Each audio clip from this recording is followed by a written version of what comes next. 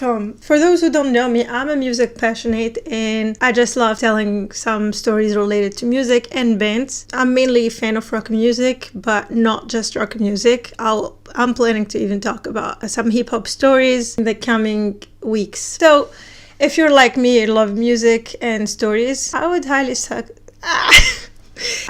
suggest you subscribe, because I'm gonna keep putting some content like that as long as I'm unemployed. I'm here on YouTube. I found a new hobby for myself.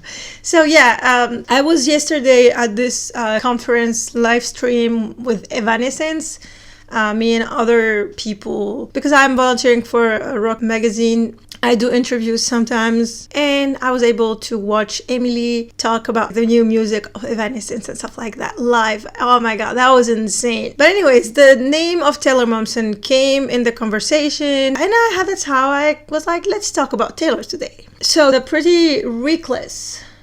Taylor Momsen is a real child of rock and roll. She's the face of rock and roll of this generation. If there is one person who is still reviving rock and roll and bands like the Beatles and Soundgarden and artists like David Bowie, it's Taylor Momsen, and I love her. I've been a huge fan of her since I was a kid and since the beginning of the Pretty Reckless, because I was now the funny part is, like, I was a huge fan of Gossip Girls and I was a rock fan as well, and when she started doing rock music, I was like, whoa, there's somebody in Hollywood representing us. It's Taylor Momsen. And for today's story about their fourth album, I will have to go back to the beginning of the Pretty Reckless, how they were formed, in order to give those who don't know the story some context. Taylor Momsen was initially presented to the world as an actress. In 2009, she was still an actress. Her role was Jenny Humphrey in Gossip Girl. Like your mother. Thanks. Many people knew her in that series, like me, but not everybody loved her afterwards. Welcome home, Jenny Humphrey. We've missed you. You're gonna be home in a minute. Not to worry, little Jay. This is going to be a very short conversation. So her career is not thanks to Gossip Girls. I would never say that. I feel it's the opposite. It was more, but whatever. Taylor always knew that she wanted to make music. For her, being an actress wasn't her choice. She started modeling at the age of 2, then acting at the age of 3. So she really never had like the chance. Nobody really asked her like, oh, what do you want to do? She found herself in that industry in Hollywood. You know, sometimes he would make a joke on the set, and I wouldn't understand him. Yeah. So I just laughed along with everybody else, because everybody else was laughing, so I knew he was making a joke. Then when she grew up, she was able to make decisions for herself. She decided to pursue a career in music, and she left acting completely. It's crazy. She left Gossip Girl, and it was like a huge series at the time, and just for the sake of music. And this tells you a lot about her. She dedicated her entire life for rock and roll. And I wrote once an article about the Pretty Reckless after the release of their second single, and I mentioned the line from the Oasis song, and please don't put your life in the hands of a rock and roll band, as a reference to how Taylor really put her entire life in the hands of rock and roll.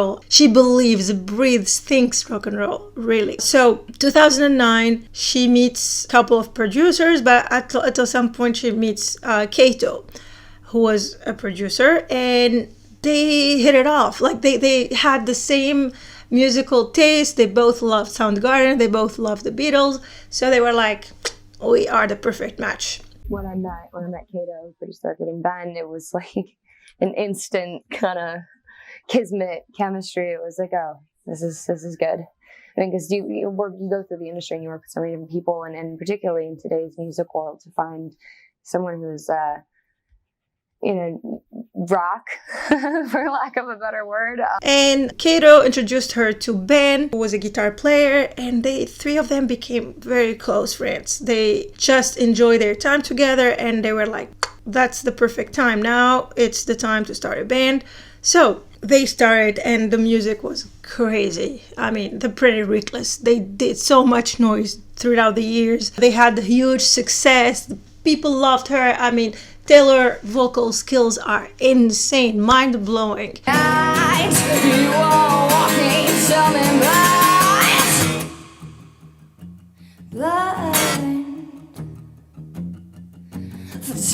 1,000 years have been awake, waiting for the day to shake. To all of you who've wronged me, I am a zombie. Again, you want me to fall on my head. I am a zombie. Hello, you push me to go before I lie down dead.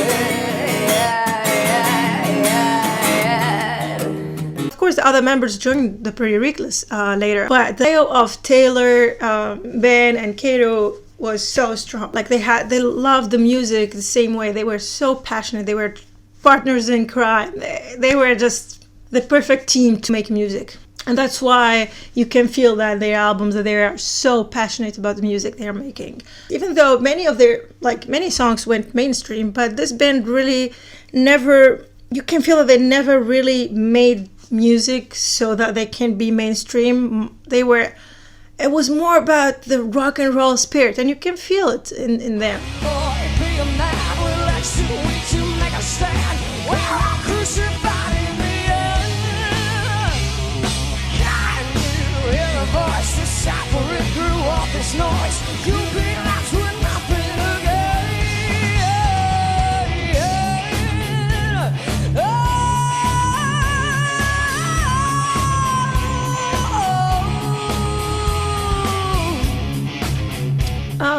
And Taylor was a huge fan, as I mentioned, of Soundgarden, the band of Chris Cornell. And if you watch her interviews, there is almost no single interview where she doesn't mention that band. I mean, she talks a lot about the Beatles, but I think especially Soundgarden is her favorite band. She mentions them all the time. In 2017, they had the chance to open for Soundgarden during a tour, and that was like living the dream, you know. Both Kato and Taylor, it was living their dreams. For opening the show for your favorite band, that's, well, crazy, a whole other level.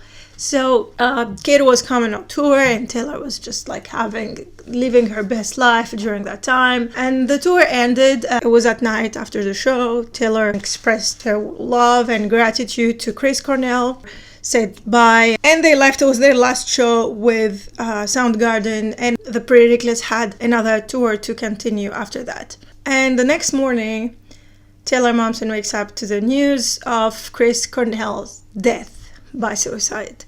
Unfortunately, in May 2017, one of the pioneers of the grunge movement that came out of Seattle in the early 90s has died. Chris Cornell, lead singer of Soundgarden, was found dead from an apparent suicide in his hotel room at MGM Grand last night after a show right here in Detroit at the Fox Theater. Local 4's Jason Colthorpe was actually at that show last night. He's covering this for us today. And Jason, this is just a shock for everyone, fans of his music. Absolutely, just unreal, Evron, to wake up to this news, especially having been there. And I just know personally, I have to be doing what everyone else at that show is doing today, and that's replaying the entire show in our heads, wondering, what did we see? Did we see something that would have led us to believe that this was possible? And as we are learning today, there were some signs. Of course, it was a great show, but one of those signs people are pointing to today was the song Soundgarden closed with last night, and it was a cover of a Led Zeppelin song called In My Time of Dying, and it includes the lyric, I want nobody to mourn, all I want for you to do is take my body home. Chris Cornell singing those lyrics and singing for the final time last night at the Fox Theater. And that hit her hard. I mean, those who are not music passionate cannot really understand the impact of the death of an idol on a human being. Like, I mean, for me personally, it was the death of Chester Bennington that affected me. Like, I felt that my entire world fell apart. I was like, I don't know what's life without him. Like, it's crazy. I don't want to be emotional now, but it hits hard. I mean, and that's why, again, that line from Oasis, like, don't put your life in the hands of a rock and roll band. And the music passionate, like, I don't know, I think we can't not get attached to some bands and some artists, because when you love music more than anything, it means there were some bands and arts that shaped your life, influenced the way you live, that influenced everything, that saved your life. And Taylor Momsen is among those artists. She's a fan before being a musician herself. And she says always that rock and roll saved her life. And so you understand that such bands saved her life. So to lose an idol, especially after living the dream and touring with them and meeting him, Chris Cornell, and then he dies and unexpectedly like this, it was like losing part of herself. She was so depressed. She was in a dark place. She didn't know how to deal with that.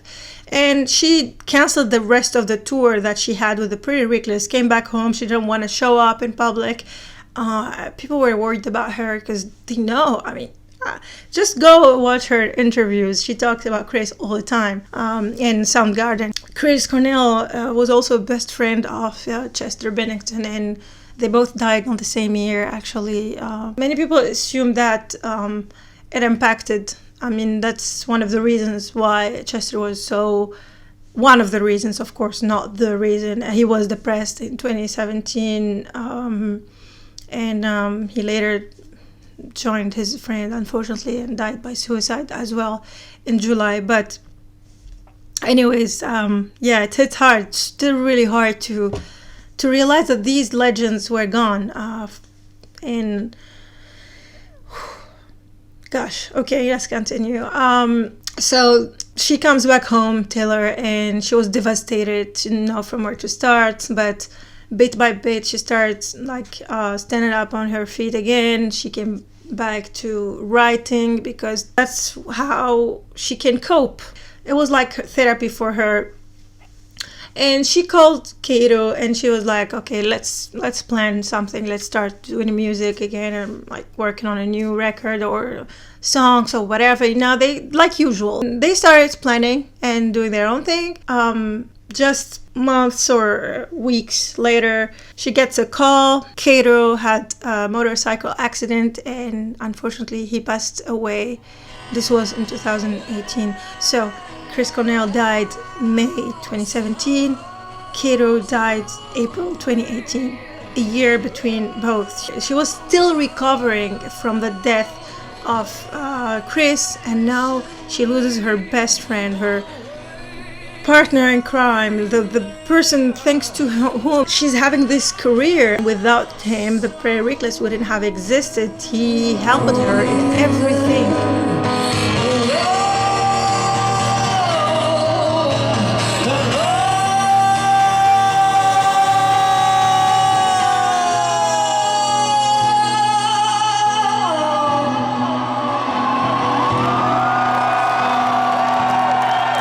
She was in a very, very, very dark place. These two people that impacted her life in an insane way died. Now what's left for her? She drowned in depression and she struggled with substance abuse. Her and the other members from the Pretty Reckless, but especially Taylor, she says that she reached a stage where she had to make a conscious decision, choose between death or moving forward. And fortunately, thank God, she chose to move forward, and the only way for her was through music.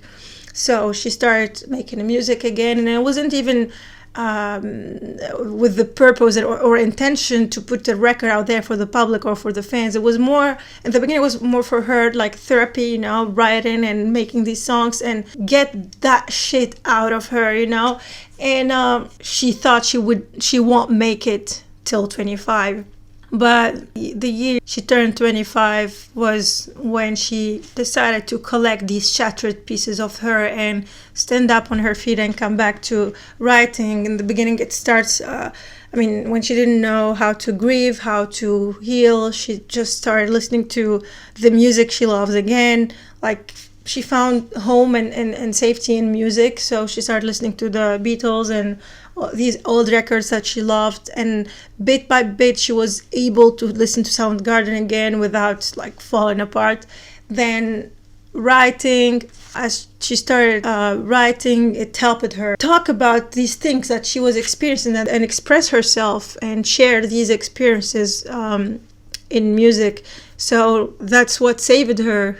Later, she contacted like another producer, and she just wanted to make music for the sake of making music as a way to express herself. It wasn't about making an album and putting it out there. She didn't even know. She didn't think about that. For her, it was what mattered most is writing about these emotions. She wrote Death by Rock and Roll, which might sound like a morbid and tragic title, but it's not a sad song. It's not a pessimistic song, even though the title makes it sound like. It's a homage for Kato, also a homage for the Club 27. There were names like Kurt Cobain and Amy Winehouse mentioned in that song. Taylor says that it was kind of the motto of Kato, like rock and roll till death with rock and roll, and like it's the spirit of Kato in that song. And it's more like a message to say, be who you are, no matter what. That's the spirit of rock and roll, being you and living life the way you want. But the title shakes you, but then you listen to it and you feel that spirit and of rock and roll. That's what I love. I love that song so much. So yeah, the album is very raw, is vulnerable. There is sadness, there is strength, there is anger, there is nostalgia. The beauty of it is the fact that it started from a tragedy. It starts from a very, very dark place, and as you are listening, it takes you into this journey towards finding the light, and that's what happens. In the end, you realize this is an album that symbolizes finding hope in the end, that you can get out of that dark place and find hope and find a reason to live. And for Taylor, she went from thinking that the death of Chris and Kato was her end to promising them that she's not gonna give up and she is going to keep their memory alive, and she's gonna always doing her best, at least for rock and roll. That's why Taylor Momsen is truly the face of rock and roll of this generation. The way she speaks with passion about rock and roll is just so beautiful. I love even though I'm not necessarily a fan of all the bands that she grew up listening to, I'm not that much into classic rock, honestly. All the old bands, but I would say like Placebo is one of my favorite bands, Oasis as well. I love some of the stuff of the Beatles, not everything, but that's who I am. I didn't grow up in the same environment as her, but just watching her talk about rock and roll makes me just happy. You're like, yeah, there is hope. There are people who are gonna always keep rock and roll alive. Even though many people say rock and roll is dead, her existence is a proof that rock and roll cannot die, can never die. And so I love how they were able as a band to turn tragedy into something that symbolizes survival and hope and strength. After all, this album could be considered as like a homage for Kato. He started this band with them, and even though he died, the band won't die, and Taylor will always continue rocking the stage and thinking of him. So yeah, this is the story behind this album. Realizing that we could have lost this legend, Taylor Momsen, hits me, but I'm happy that she made it, and if she survived this, she can survive everything. I'm happy she's still alive, and now, it's crazy. I hate 2017. 2017 was such a horrible year where, we lost Chris Cornell, Chester Bennington, and then realized Hayley Williams herself was thinking about suicide, and Taylor Momsen was thinking about suicide, and oh gosh, I am glad that some artists were able to survive.